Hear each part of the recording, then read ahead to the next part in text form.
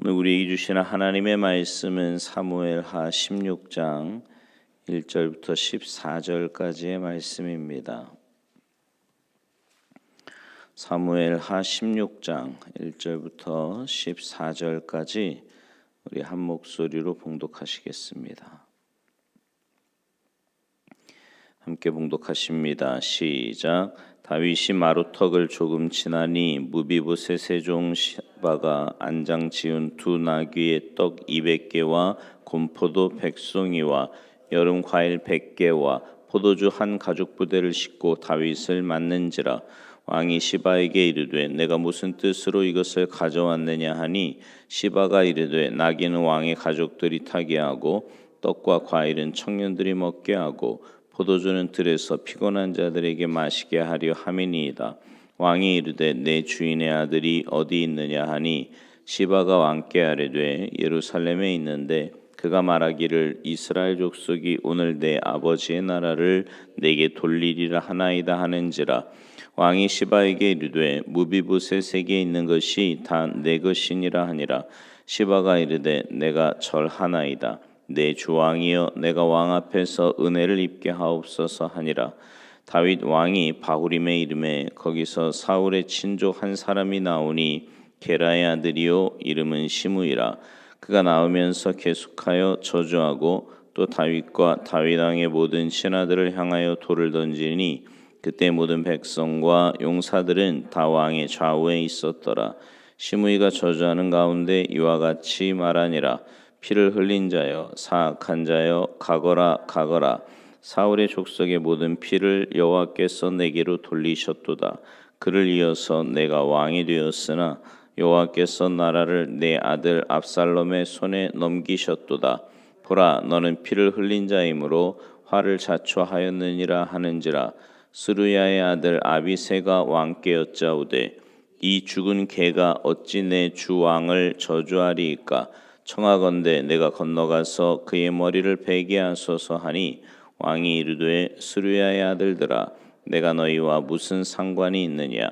그가 저주하는 것은 여호와께서 그에게 다윗을 저주하라 하심이니 내가 어찌 그리하였느냐 할 자가 누구겠느냐 하고 또 다윗이 아비새와 모든 신하들에게 이르되 내 몸에서 난 아들도 내 생명을 해하려 하거든 하물며 이 베냐민 사람이랴.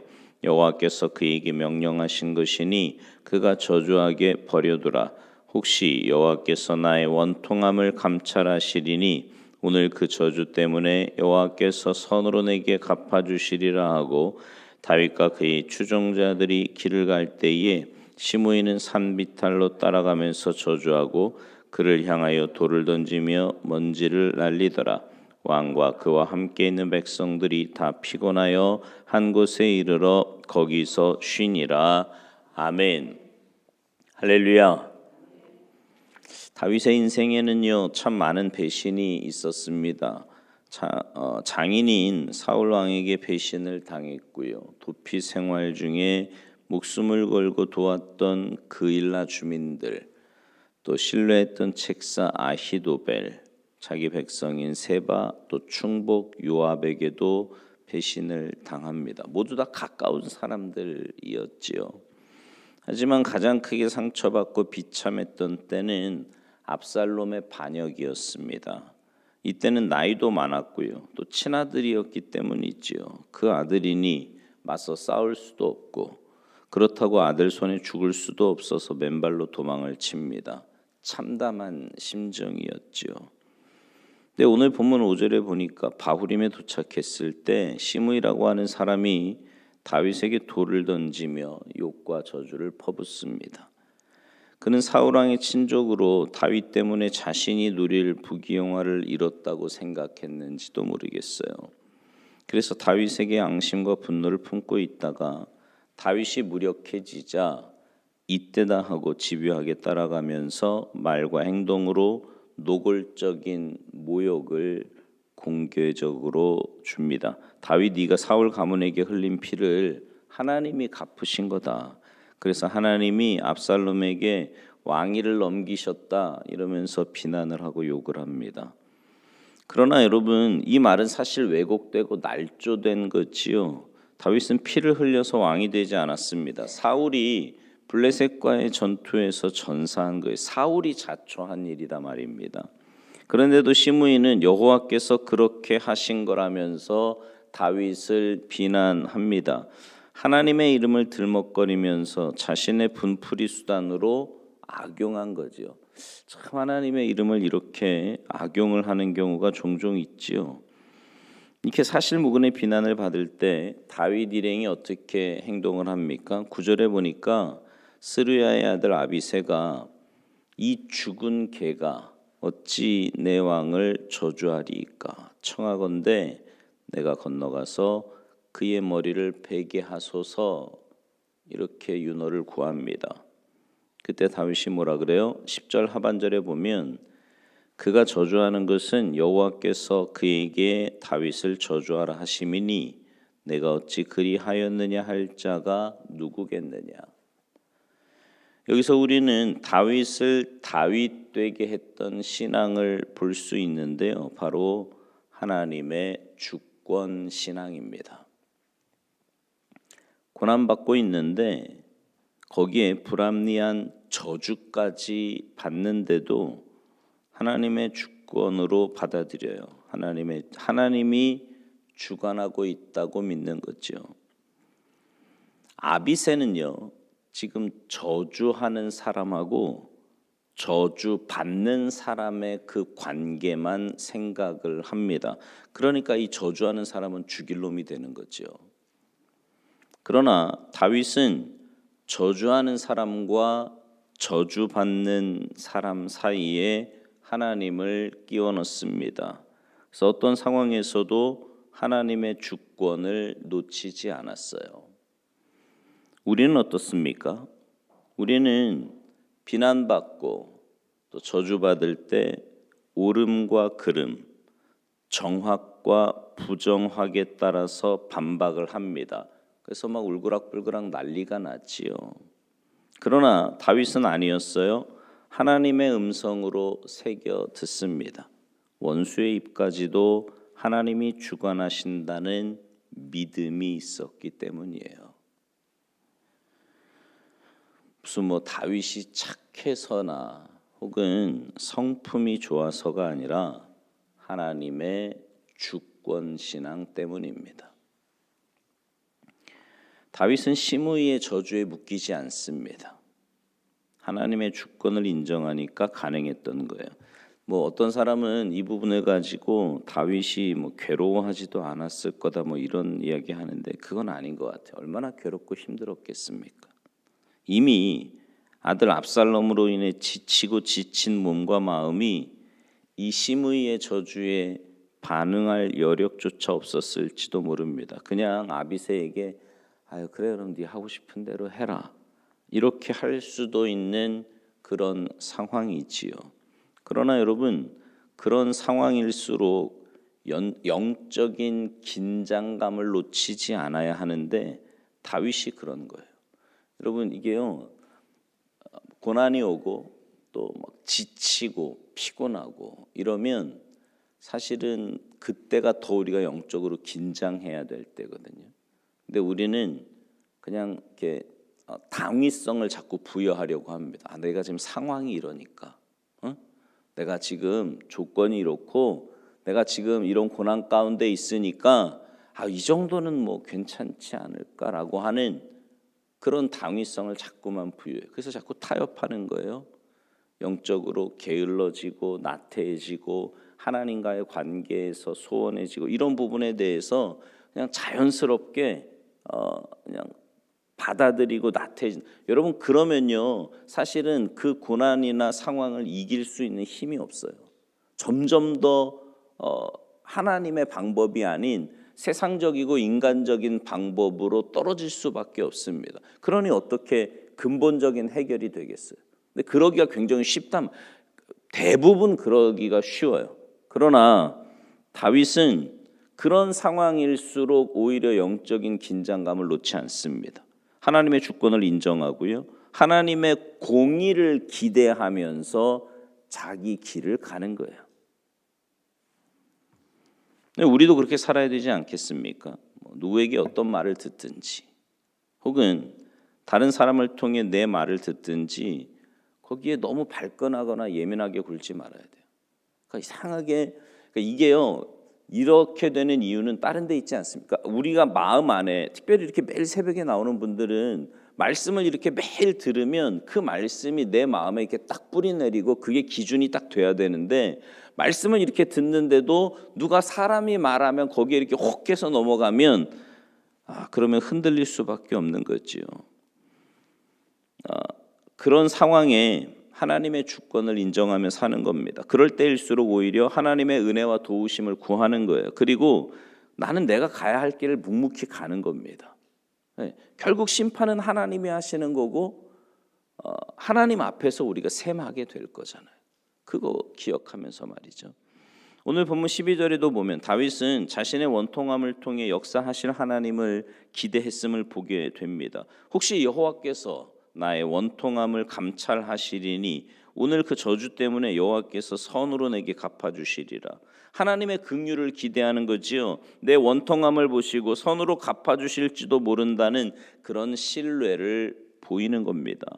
이거는요 단순한 직감이나 인간적인 바램에서 하는 말이 아니에요. 하나님의 언약의 말씀에 근거한 확신입니다.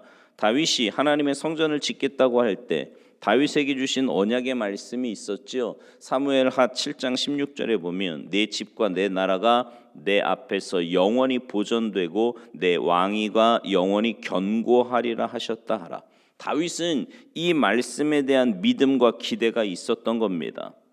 하지만 지금 다윗의 처지를 보면 하나님의 말씀보다는 시므이의 말이 맞는 것 같아요. 저주받은 것 같습니다. 다윗의 전령이 이스라엘 민심이 전부 다 압살롬에게 돌아갔다고 말을 합니다. 이미 대세가 기울었다는 거지요. 그럼에도 불구하고 다윗은 하나님의 말씀을 붙들고 소망을 가졌습니다. 저주의 소리를 들었지만 약속의 소리를 기억했어요. 저주하는 사람의 저주가 맞는 것 같이 보여도 말씀을 붙들었단 말입니다. 그래서 저주하는 그 소리에 노예가 되지 않았고 거기에 매이지 않았어요. 사람들의 판단과 비난에 자기의 인생을 저당 잡히지 않았단 말입니다. 여러분 이게 중요한 거고요. 이게 그리스도인이 가져야 할 삶의 모습이에요. 전도서 7장 21절에 보면 또한 사람들이 하는 모든 말에 내 마음을 두지 말라 이렇게 말씀해요. 사람들의 말에 마음을 두지 말라. 아마도 아버지 다윗의 말을 들어서이지 않을까요? 사람들이 뭐라고 해도 그래 당신의 입장에서는 그럴 수 있고 뭐 그게 맞다고 볼 수 있다. 하지만 나는 하나님의 말씀을 믿는다. 그렇게 다짐하라는 거지요. 사람의 말을 마음에 두지 말고 하나님의 말씀을 마음에 두라는 겁니다. 하나님께 아뢰는 다윗의 기도 중에 이런 구절이 있어요. 시편 109편 28절. 그들은 내게 저주하여도 주는 내게 복을 주소서. 그들은 일어날 때에 수치를 당할지라도 주의 종은 즐거워하리이다. 다윗은 시므이의 저주를 받을 때 하나님이 하신 말씀 붙들고 이 기도했을 거예요. 그래서 시므이의 저주를 이겨냅니다. 결국 기적 같은 일이 일어나지요. 대세였던 압살롬이 무너져요. 다윗이 붙들었던 그 말씀대로 된 겁니다. 사랑하는 성도 여러분, 세상 판단에 눈을 감고 오직 하나님의 말씀만 붙듭시다. 사람들의 비난과 저주에 눈을 감고 귀를 닫고요. 말씀만 붙들며 살자고요. 그러면 우리의 원통함을 갚아주시고 우리가 받은 저주를 선으로 바꾸어 주실 줄 믿습니다.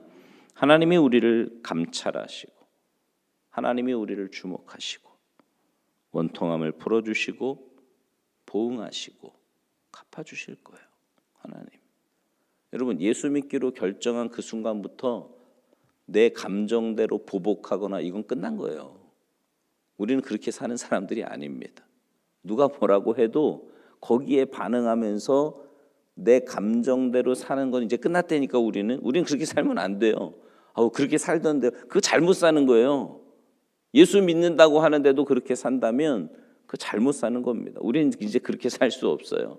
그러나 억울해하지 마십시오. 하나님이 갚아주십니다. 다윗이 받은 비난과 저주를 선으로 바꾸시고 패색이 짙었던 다윗을 다시 일으켜 주시듯 우리에게도 그렇게 하실 거라고요. 우리에게도. 날마다 이 믿음 가지고 사셔서 믿음으로 승리하는 복된 삶이 되시기를 주님의 이름으로 축원합니다. 기도하겠습니다. 하나님 감사합니다. 믿음으로 산다는 것은 눈에 보이는 상황과 또 사람들의 말에 일희일비하는 것이 아니라 어떤 상황 가운데서도 말씀의 기준을 가지고 그 하나님의 말씀을 기억하며 그 말씀 붙들고 사는 것임을 오늘 말씀을 통해서 다시 한번 깨닫게 하시니 감사를 드립니다. 나를 위하는 것 같은 사람이든 나를 저주하는 사람이든 어떤 사람이든지 간에 사람의 말에 휘둘리지 말게 하시고 하나님 말씀 붙잡고 온전히 그 말씀을 신뢰하며 믿음으로 순종하여서 하나님, 내가 주어지는 상황을 내 힘으로 처리하고 또 내 감정으로 반응하며 사는 그런 사람이 아니라 내 인생의 주인 되신 주님께서 이끄시는 대로 순종하게 하시고 그 주님의 역사하심 속에 믿음으로 반응하게 하셔서 이 땅을 살아가는 동안 주님 앞에 서는 그날까지 주님의 도우심과 은혜 가운데 날마다 믿음으로 승리하는 복된 인생들 다 되도록 은혜 내리어 주시옵소서. 이 새벽에 간절히 기도하는 기도 제목들마다 주님께서 응답하시고 역사하실 것을 믿고 감사드리며 예수님의 이름으로 축복하며 기도하옵나이다. 아멘.